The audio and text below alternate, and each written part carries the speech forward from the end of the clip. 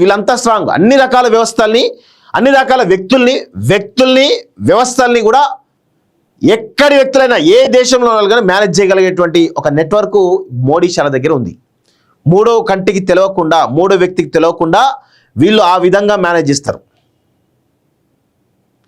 So అంత బలమైన వ్యక్తి. మోహన్ భగవత్ కర్ణార్ద్ర నేత, సామాజిక శ్రేయస్సు కోసం పంచ పరివర్తన అందించారు. సంఘ్ ప్రస్థానంలో ఆయన పాత్ర విప్లవాత్మకం.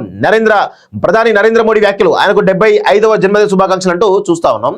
సో మోహన్ భగవత్, ఇక్కడ మనం ఒక చిన్న అనాలిసిస్ చేద్దాము. మోడీ, అమిత్ షా, మోహన్ భగవత్ గురించి చాలా రకాల అనాలిసిస్ చేయాల్సిన అవసరం అయితే ఉంది.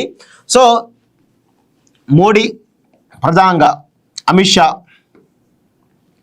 అదేవిధంగా మోహన్ భగవత్ అంటే ఆర్ఎస్ఎస్ అనుకోండి. ఇక మోహన్ భగవత్ అంటే ఆర్ఎస్ఎస్. ఇక సో ఇక్కడ ప్రధానంగా మనం చెప్పాల్సిన విషయం ఏంటంటే, మోడీ, అమిత్ షాలు ఒక బలమైనటువంటి వ్యక్తులు ఇద్దరు.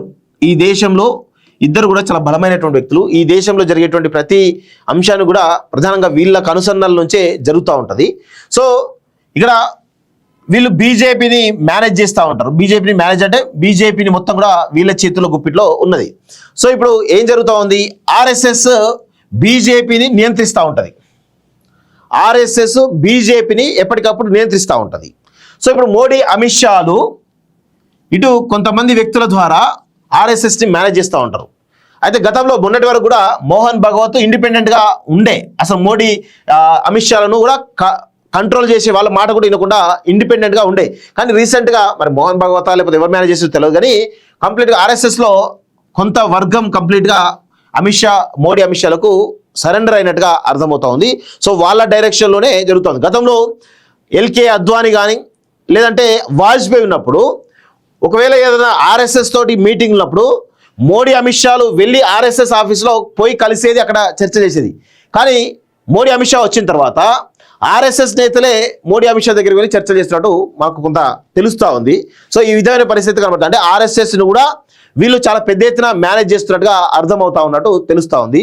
ఒక వర్గం కంప్లీట్గా ఆర్ఎస్ఎస్లో ఒక వర్గం కంప్లీట్గా మోడీ కనుసన్నల్లో నడుస్తున్నట్టుగా చాలా స్పష్టంగా అర్థమవుతా ఉంది. సో వాళ్ళకి ఎవరికి వ్యతిరేకంగా ఉన్నప్పటికీ వాళ్ళను మేనేజ్ చేయడమా, లేకపోతే వాళ్ళని ఇంకేదన్నా పరిస్థితిలోకి నెట్టివేయబడమా, ఏదోటి మాత్రం 100% మోడీ షాలు చేస్తారని చెప్పేసి అంటున్నారు. అందుకే వాళ్ళిద్దరి యొక్క ద్వయం చాలా దృఢమైనటువంటి బంధం.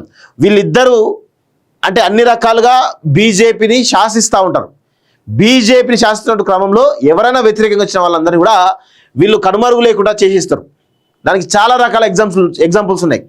చాలా రకాల ఎగ్జాంపుల్స్ ఆర్ఎస్ఎస్లో కొంతమంది వ్యక్తులను కూడా కనుమరుగు చేసారు అనేది చాలా స్పష్టంగా తెలుస్తూ ఉంది. సో దీని వెనకాల చాలా కుట్రకోణాలు ఉంటాయి. ఎవరికి కూడా అర్థం కాని పరిస్థితే ఉంటుంది. సో మోడీ, షాలు ఉన్నంత వరకు భారతీయ జనతా పార్టీ 100% వాళ్ళు బీజేపీ వాళ్ళ కంట్రోల్లోనే ఉంటుంది. సో ఇక ప్రకృతి కనుక నిర్ణయం తీసుకొని మోడీ, షాలను ఒకవేళ వాళ్ళని అధికారం లేకుండా చేయగలిగితే బీజేపీ కొంత ఇబ్బందికర పరిస్థితిలో ఉంటుంది అనేది గుర్తుపెట్టుకోవాలి.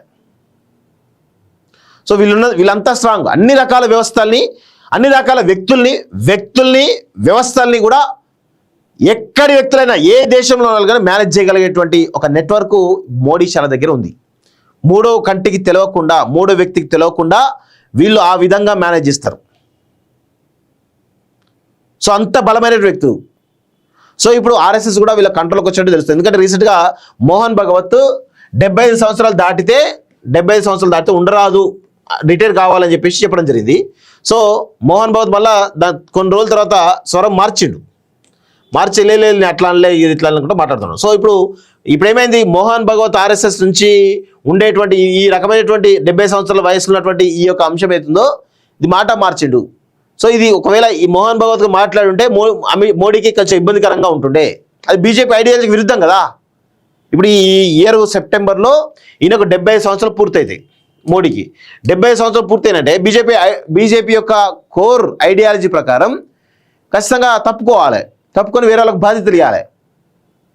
ఇస్తారా? ఇచ్చేంత సినిమా ఉంటుందా? ఉండదు. ఎందుకంటే మోడీ ఉన్నంత వరకు, ఆయన అధికారంలో ఉన్నంత వరకు 100% ఆయననే పీఎంగా ఉంటాడు. అమిత్ షా హోమ్ మినిస్టర్ ఉంటాడు, ఈయన పీఎం ఉంటూనే ఉంటారు. అది కామన్ థింగ్ ఇది.